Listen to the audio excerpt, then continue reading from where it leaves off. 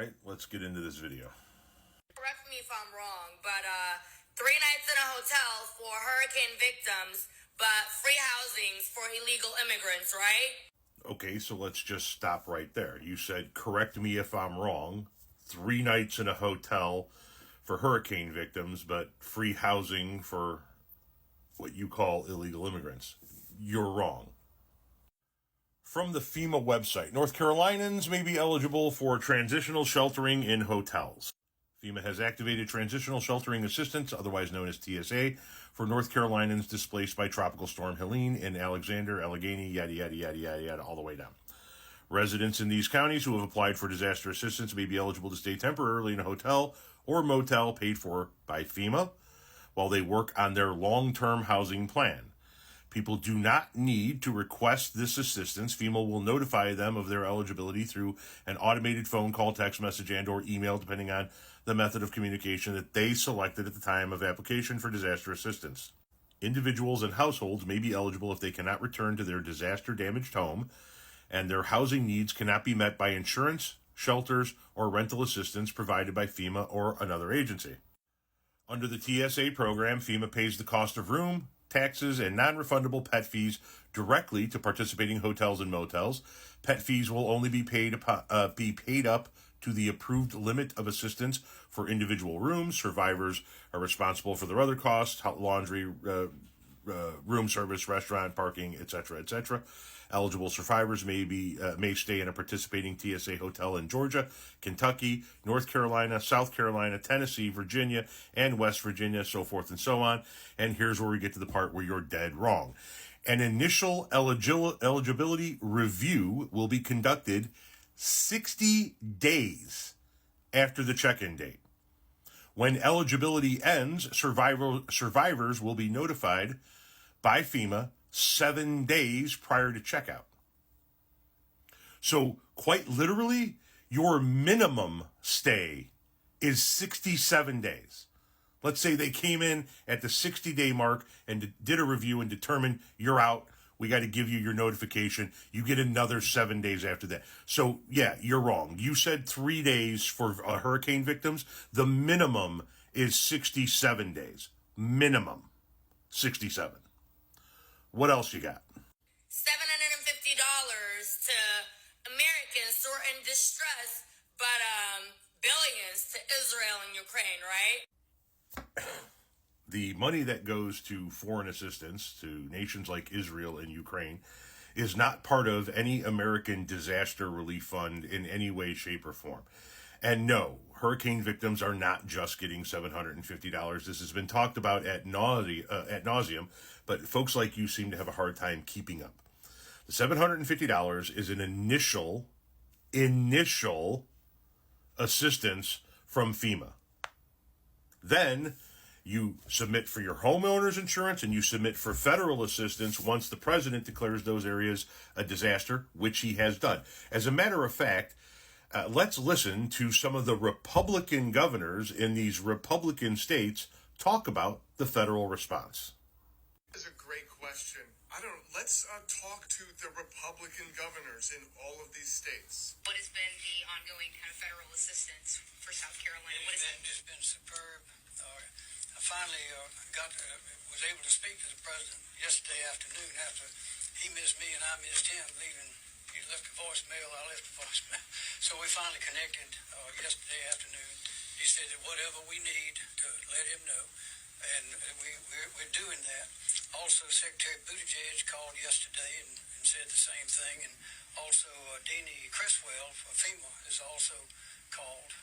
So that's the Republican governor of South Carolina who said that the federal response to the hurricane has been, and I quote, superb, and that he spoke to President Biden, who told him anything that you want, let us know, and the governor said, and we're doing that.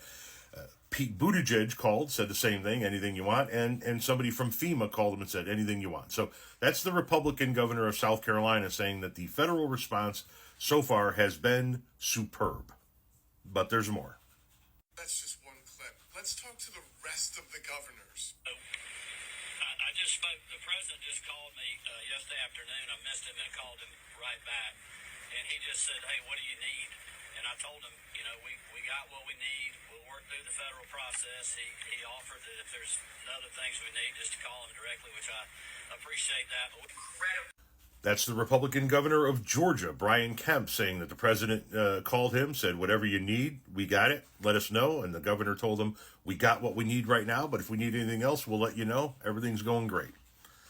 What else? Appreciate that. Incredibly appreciative of the rapid response and the cooperation from the federal team at FEMA. I've been on the phone over the weekends with the senior FEMA administrator. The team has been deployed. We had our declaration of emergency processed in an expedited way over the weekend. But it feels That was the Republican governor of Virginia, Glenn Youngkin, talking about how he is incredibly impressed with the rapid response of the federal government and how everything was in place ahead of the storm.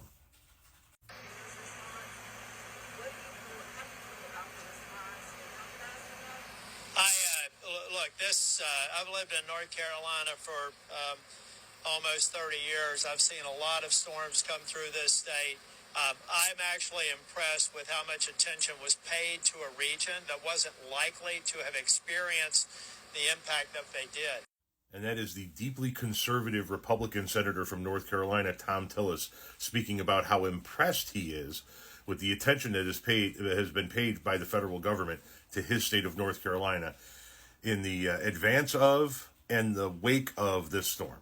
So, yeah, you are wrong. But let's get back to your video and see what else you're wrong about. And now FEMA is telling us that they're out of funds because they've been misusing and mishandling all the funds during hurricane season. Wrong again. FEMA has not been mishandling or misusing any funds during hurricane season. The reason why they're running out of money is because the Republican House of Representatives, which controls the spending for the United States federal government, only passed a stopgap measure giving FEMA another $20 billion to operate with and refused to put any supplemental FEMA funding in there as we head into hurricane season. The Republicans won't fund FEMA to the point where FEMA can actually operate properly. As a matter of fact, that stopgap funding that gave FEMA at least $20 billion to operate with for the meantime was voted against by several Republican representatives, including Republican representatives from Florida like Luna and Gates. That's why they're running out of money. Republicans won't fund them. Furthermore, the victims of these floods and hurricanes could get far more assistance if Speaker Johnson would just call Congress back into a special session and vote on a relief bill. But he's on record. Was on the Sunday morning shows yesterday talking about, I think it might have been Fox News yesterday that he was on, talking about how they're not going to do anything until after the election. That Congress needs time to tabulate the damage before they can get any money into the hands of Americans. That's his words. Those are the words that he spoke. I'm not making it up. You can go look at it. So why aren't you on here making a rather loud and obnoxious video about the Republicans who won't fund FEMA? Does it go against your narrative? Why are y'all continuing to support and vote for an administration that is putting you last? The administration put Americans first. They signed the articles of the declarations of emergency for all of those states before the storm even hit. All of the Republican governors, the Republican senators, the Republican representatives have been talking about what a great response this is.